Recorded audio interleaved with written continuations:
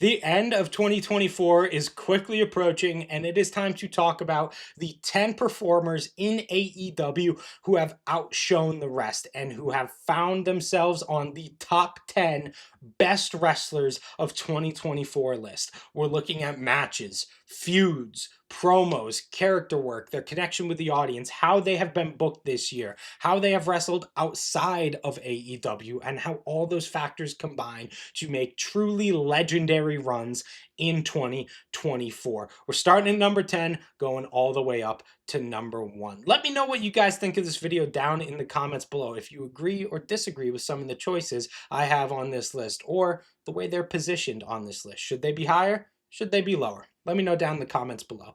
If you like the video, please consider subscribing or leaving a like, as it really does help a new channel like mine out. But with all that out of the way, let's go ahead and get into it with my number 10 choice.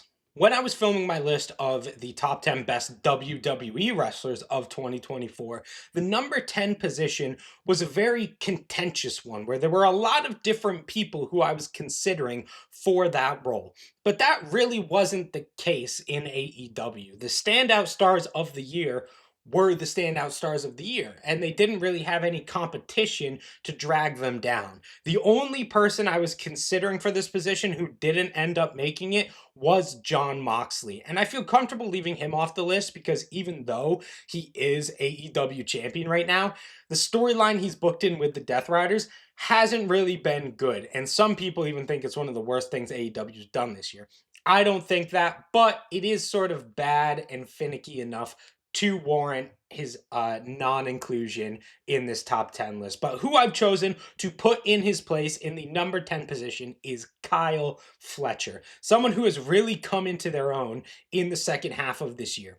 If you were just to look at his run in the first half, he wouldn't have even scratched this list. And that's not because he was bad either. He had a 5-star match with Will Ospreay on Dynamite and really was just a great hand to have in AEW. But mainly, he was in tag matches, he was in trios matches, he was in multi-man matches. He didn't really have a standout singles run. But that all changed when he turned heel against Will Ospreay.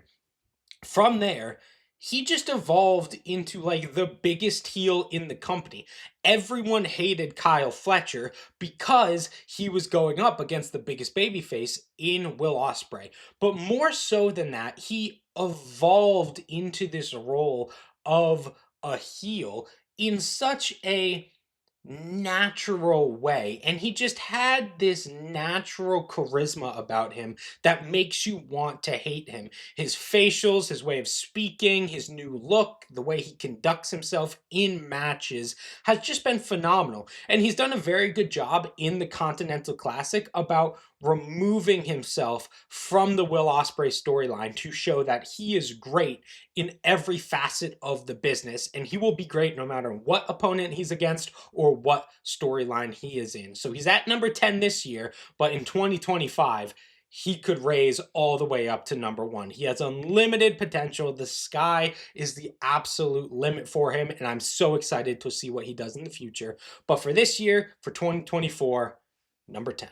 Following up at number 9 is a little bit of a personal choice for me, a guy who I enjoy seeing on my screen, maybe more than anyone else in AEW, and that is Mark Briscoe, one of the most consistently great wrestlers in AEW. I can't really think of a match this year that Mark Briscoe has had that I've considered bad, or even just good for that matter. He's always great, and though he never really rises above that status to have an incredible match, he's always in that pocket. He always has great, fun matches. And seeing him cut promos or be in the ring or interact with other characters, it's always just this little shot of adrenaline into a program that a lot of times this year felt bland or felt like it was dying. So it's just such a great thing to see. And honestly, I would like to say if he went into the main event scene, maybe his position would be a little bit higher.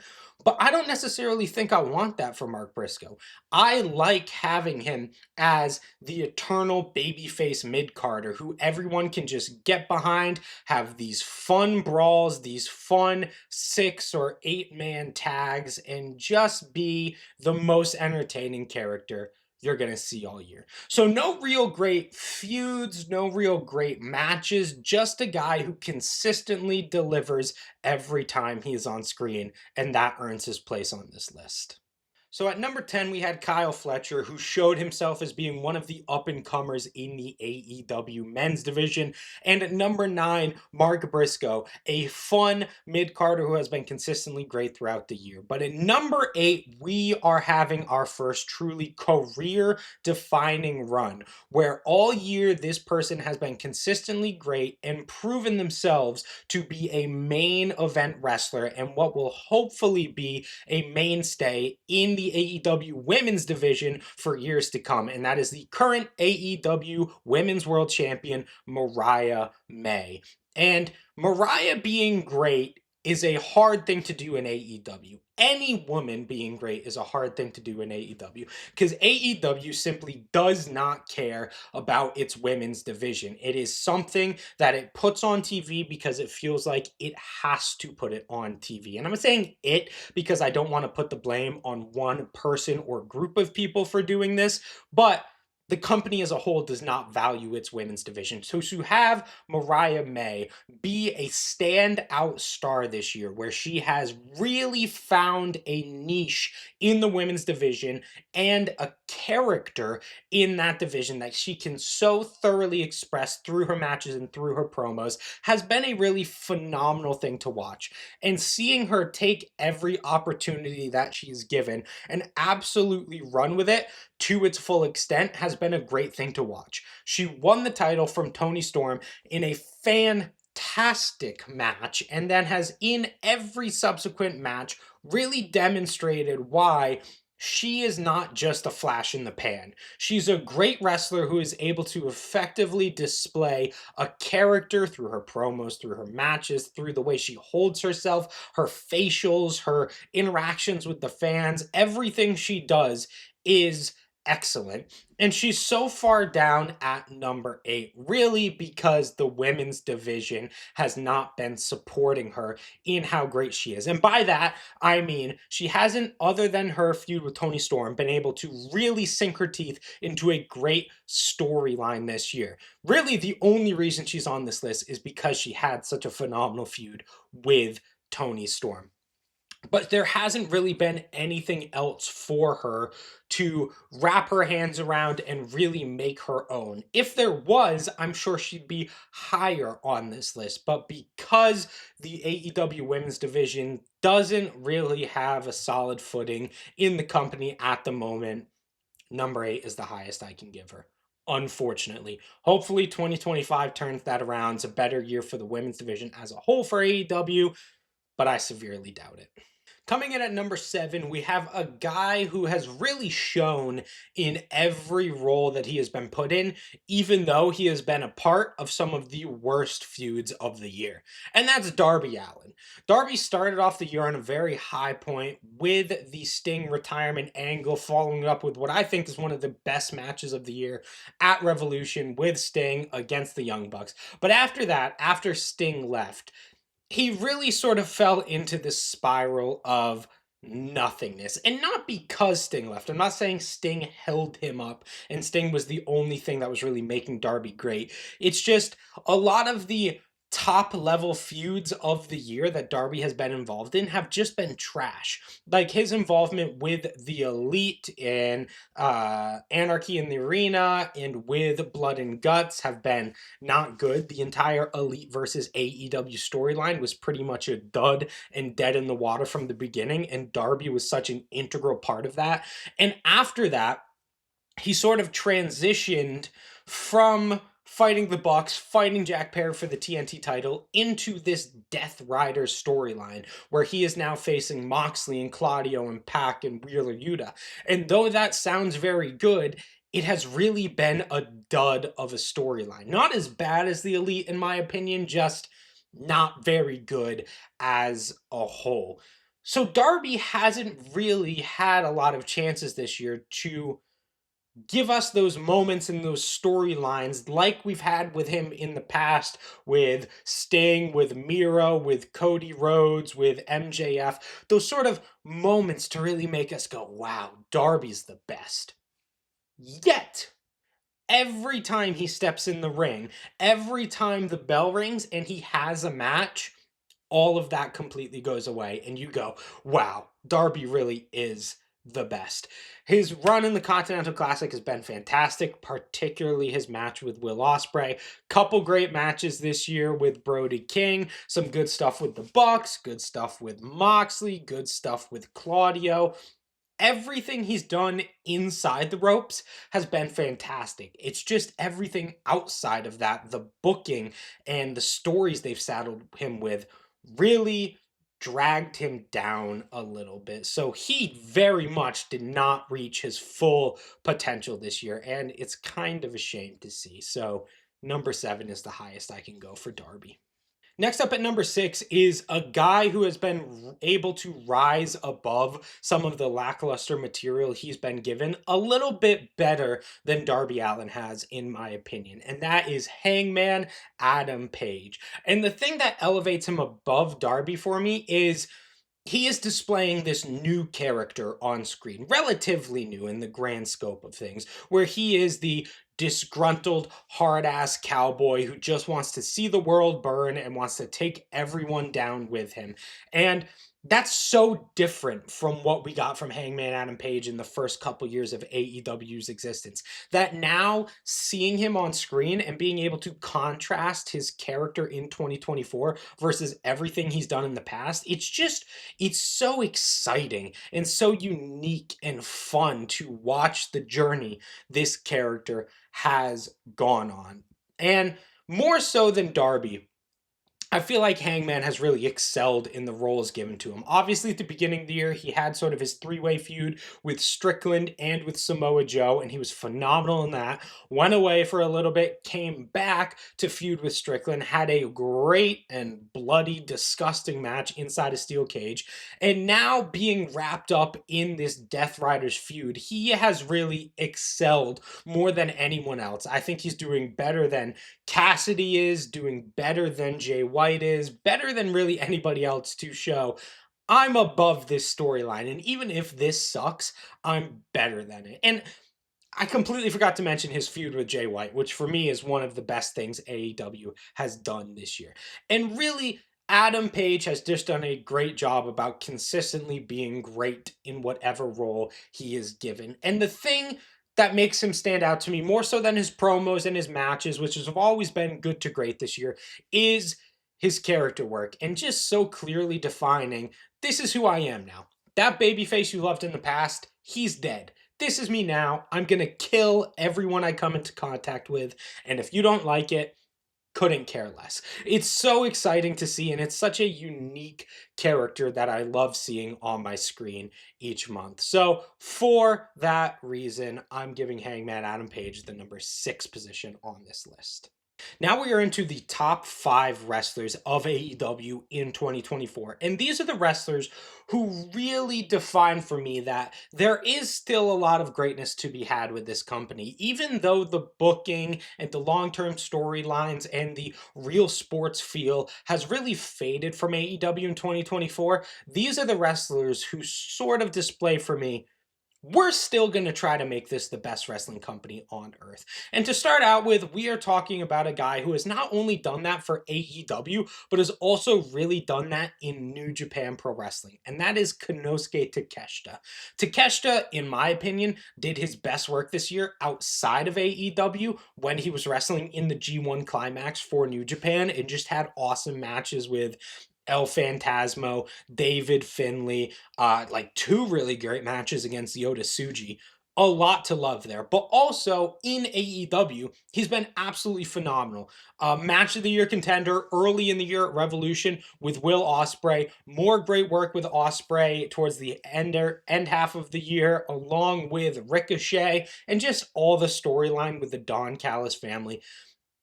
Konosuke Takeshita has just really proved AEW is not booking me like I should be booked, but I'm going to prove to you why I'm the best. I'm going to prove to you how no matter how many times they make me take the pin in a tag match or how much they ignore the great work I've been doing in New Japan, I'm going to prove that I am an undeniable star. And really, he has sort of forced the company this year to say, you need to take me seriously. You need to take me like I'm a main event concern and give me a title. And they listened. They gave him the international championship, and he's been consistently booked on pay per view since like August or July, somewhere in there. And every time he's booked, even when he's booked against opponents who may not be to his caliber, like Ricochet, like Powerhouse Hobbs, he still consistently shows I'm the best, I'm the greatest wrestler, I'm the one everyone needs to take seriously. And if only the booking could really get behind him like he deserves and not be this sort of wishy-washy, yeah, we're going to push him, but not that much. And yeah, we're going to give him a championship, but we're also going to make him take a lot of pinfalls and tag matches. If only they could just get behind him and push him as one of the top heels of the company, his limit is really endless. Limitless, I should say. The sky is the limit for him. He could do amazing things in this company and be one of the people who really turns the company's fortune around in the year to come. So right now, he's at number 5. He could go anywhere in the future. Coming in at number 4, we have my favorite wrestler of all time, the greatest professional wrestler of all time, and someone who had an absolutely great 2024, Bryan Danielson. If you look at Danielson's match catalog alone this year, it would be enough to push him in the top 10. He had a 5-star match with Okada at Wrestle Kingdom, 5-star match with Zack Sabre Jr. at New Beginning in, I want to say Sapporo, but it might have been Osaka. He had a 5-star match with Will Ospreay at Dynasty, what I consider to be the greatest professional wrestling match I've ever seen in my entire life. And then he won the AEW World Championship at All In another 5-star match against Swerve Strickland. And really, the thing that holds him down from being in the number 1 position, because he easily could have been in that position, is the fact that he only had a title reign that went for a few weeks, really. And it didn't seem like the title reign everyone wanted Bryan Danielson to have. Now, of course, I'm not going to give the guy any shtick for wanting to be with his family and wanting to be healthy so that he can hold his kids later in life. But it just didn't feel like the AEW title run we would have wanted out of Bryan Danielson. So he does get a few knockbacks for that. But how can we discredit the year that this guy's had? Some absolutely legendary matches that'll be remembered forever, winning the top title in AEW. He's had a phenomenal year. And his placement as number 4 shouldn't be discrediting him. It should be a credit to the 3 individuals who somehow managed to have a better year than him. At number 3, we have someone who I genuinely think should be in the conversation for the greatest AEW champion of all time, based solely on the incredible work he did this year, and that is Swerve Strickland. He won the AEW title earlier in the year, beating Samoa Joe at, I think, Dynasty. I'm not 100% sure about that. Uh, a more professional YouTuber would have researched that beforehand, but I didn't. He had a great match winning that title from Joe, and then just went on to have a phenomenal title run where not only was he having great matches against Claudio, against Danielson, against Will Ospreay, against really anyone who stepped up to him, he also just immediately flipped a switch and said, I am the world champion and you will take me seriously. I was a tag team and mid card guy for a long time, but now I'm the top guy and everyone is going to treat me as such and everyone is going to believe me in this role. And that's something that a lot of people can struggle with when put into a main event position is they don't really feel like the main draw, the top guy, the world champion. But Swerve Strickland fit into that role so elegantly. Everything he did, the way he held himself during his entrances, the way he walked to the ring made the audience say, "Oh, this is the guy. This is the main event concern, the one who everyone is going to be looking out for, the best wrestler in AEW right now." He just had a way of carrying himself that made him seem legitimate and made you believe in him like not really a whole lot of other wrestlers can do. So he had easily the best run of his career in 2024 and really nailed himself down as being a main event top guy for his remainder of the time in AEW. There's no way he could be shuffled back to the tag or mid card division after the work he has done this year because he is so badass, so believable in the role, and everyone loves Swerve Strickland. Easily finds himself at the number 3 position. For a long time, I had number 1 and number 2 for this list nailed down. They were pretty much the first names that I wrote down on my script prior to filming this. And they were like that the entire time. But actually, right before filming, I swapped them. I swapped their names. So who originally was my number 1 is now my number 2. And I'm still sort of debating who should go where, who should be my number 1, who should be my number 2. But I feel confident putting number 2 as Toni Storm. And the reason that I was so convinced I was going to put her in the number 1 position is because she succeeded in wrestling this year in a way nobody else has. Not Bryan Danielson, not Swerve Strickland, not Will Ospreay, not Takeshita, not Jon Moxley. She has made herself one of the most entertaining characters and one of the best pro wrestlers on the planet in a company that didn't value her as a talent. I already talked in my Mariah May entry about how AEW simply does not care about their women's division. So for Toni Storm to come in and have some of the best matches you're going to see all year against Mina Shirakawa, against Mariah May, against pretty much anyone who came up against her, for her to have those great matches, develop this just incredible character in the timeless Toni Storm character, go on this lengthy title reign and make herself seem like one of the focal points in AEW when AEW itself actively tried to dissuade fans that she's great by putting her in death slots on pay-per-view cards, by not giving her TV time on Dynamite, by trying to it's seemingly set up hurdles for her to go over and see her not only cross those hurdles but leap and bound over them to just display a character in the face of adversity that hasn't been seen in such a long time, probably since Daniel Bryan's run in 2013 in WWE, where the company just says, we don't care about women's wrestling. We're not going to push them as main event concerns. And Toni Storm comes in and says, yes, you are, because I'm going to have the best character in the entire company. I am going to create a connection with the fans that is genuine, that is earned, that gives us this connection and this trust like they don't have in any other wrestler. And then I'm going to go out there and I'm going to have the greatest women's matches that are seen in North America this year.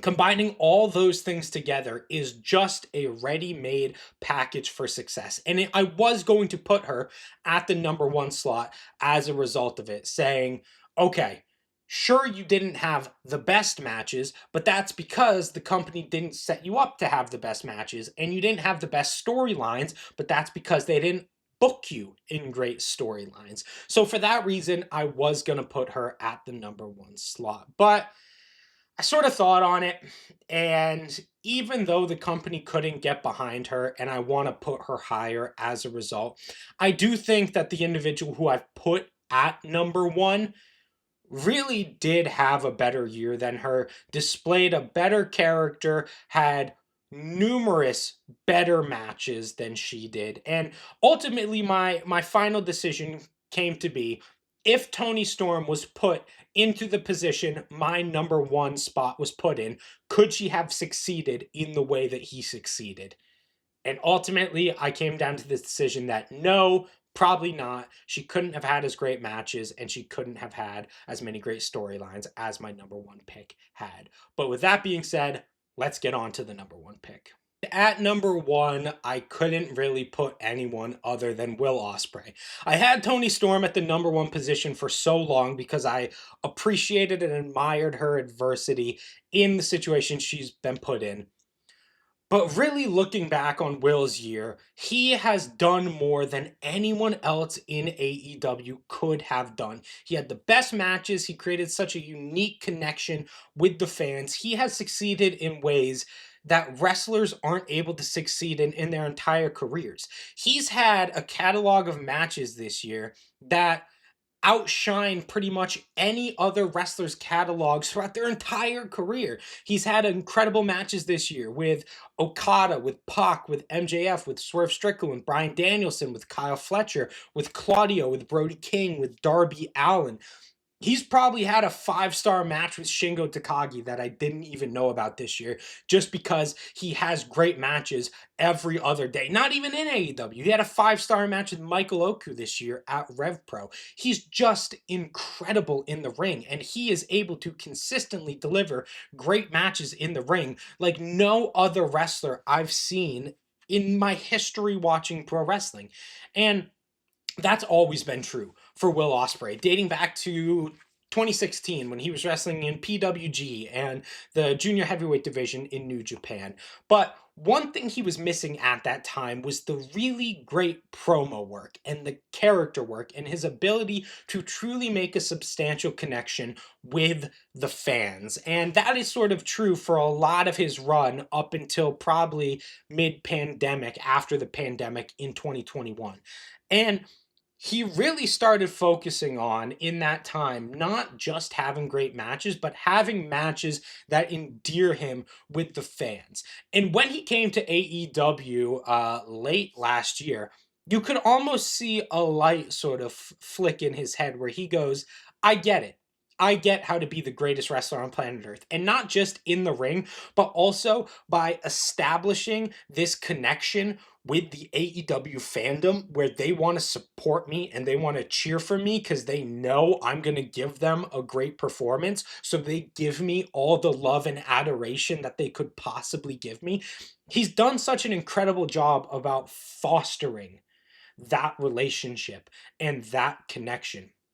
And really, there has been no one this year in AEW who's been given the ball and run with it further than him. Even Toni Storm, even though I brag so much about her and I have so much love and adoration for her, she could not have done what Will Ospreay has done in his position this year of not only having incredible matches and putting himself in the main event position of AEW, but also putting over talent like Kyle Fletcher and like Swerve Strickland and really being a selfless performer a lot of times in the year. And just every aspect, every facet of the game that is pro wrestling, he has knocked out of the park. He has hit the complete home run with promos, matches, character work, whatever you can possibly think of.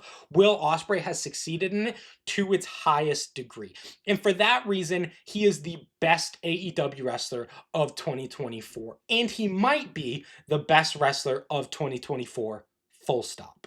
And that's the list, the 10 best AEW wrestlers of 2024. Let me know what you guys thought. Should Jon Moxley have found a place on this list? Were Fletcher and Briscoe booked a little bit too highly? Was I right to bump Toni Storm down from the number one position and bump Will Ospreay up? Let me know what you guys thought down in the comments below. I've already released my top 10 wrestlers for WWE this year. I'm also going to be doing similar videos for TNA and New Japan. And then at the end of it all, I'm going to be looking at the top wrestler from each company to decide who is the best overall wrestler of 2024. So we're going to see how Will Ospreay can hang in that heavy competition. If you guys like the video, please consider subscribing, leaving a comment, or leaving a like, as it really does help a channel like me to grow. with all that being said, I have been Isaiah from Hot Tag Wrestling. Thank you guys very much for watching, and I will see you next time.